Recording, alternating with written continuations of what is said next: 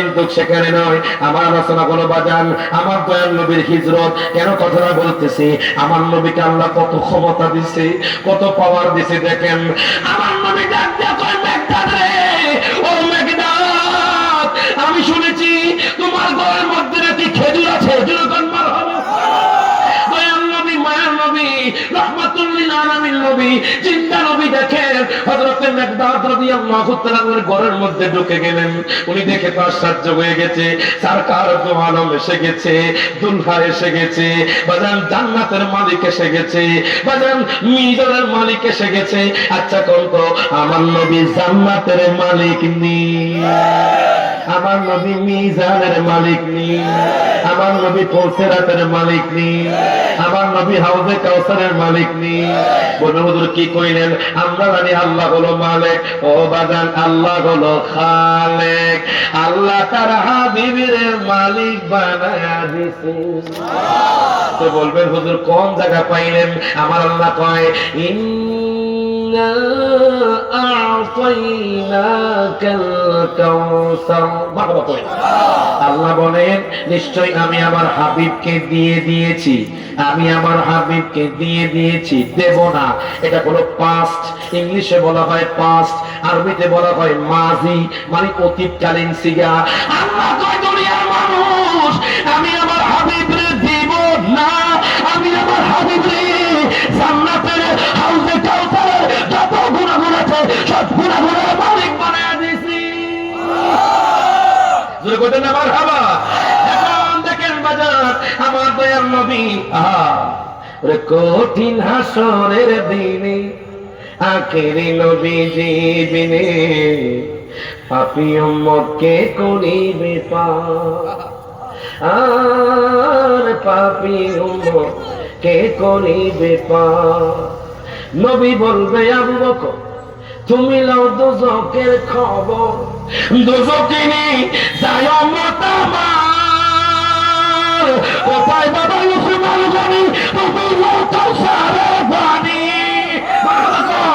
উম্মতের করোনা আঘার ওরে ফুলছে রাতের কঠিন ফুলে, হযরত আলী যাও না চলে, ওরে ফুলছে রাতের কঠিন ফুলে, হযরত আলী যাও না চলে, ওমর যাও মিজানে পাল্লার দার, পাপী উম্মত কে করিবে পার, আর পাপী উম্মত কে করিবে পার। যখন মারহাবা।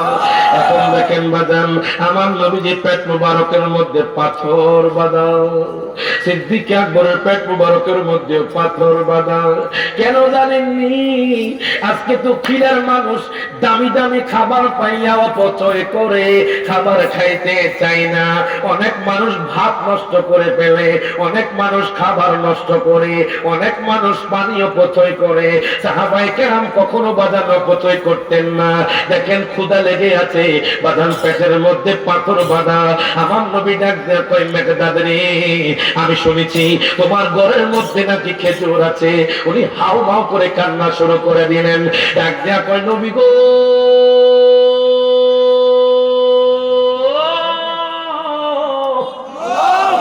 ও মায়ার নবীজি, ইয়া রাসূলুল্লাহ, ইয়া হাবিবাল্লাহ, নবী গো, নবী গো, নবী গো, নবী গো, আপনি যখন এসেছেন আমি তো গরিবদেরকে খেজুর বন্টন করে দিয়েছি। ইয়া রাসূলুল্লাহ, নবী গো,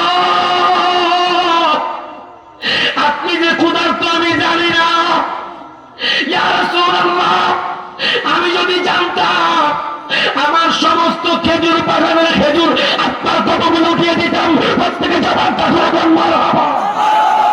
এখন আমার নবী চোখের পানি ছেড়ে দিয়ে কয় মেঘদাদ রে, আমি খুশি হয়ে গেছি। হযরতে মেঘদাদ ডাক দিয়া কয় নবী গো, আমার ঘরের মধ্যে খেজুরের স্তর ছিল নবী গো, আমি সকাল বেলায় গরিব মিসকিনদেরকে খেজুর বন্টন করে দিয়েছি। নবী গো, নবী গো, আমার ঘরের মধ্যে তো কোনো খাবার নাই নবী গো, আমার ঘরের মধ্যে এখন কোনো পানিও নাই। আমার নবী কো তোমার ঘরে কি আছে? আমার নবী দেখেন এশকের দরিয়ার মধ্যে আল্লাহ তাআলা পাওয়ার দিয়ে দিবে। এখন আমার নবী তো আল্লাহর কাছ থেকে আগে পাওয়ার পেয়েছে, এখন আমার নবীর জোশ এসে যাবে বাজান।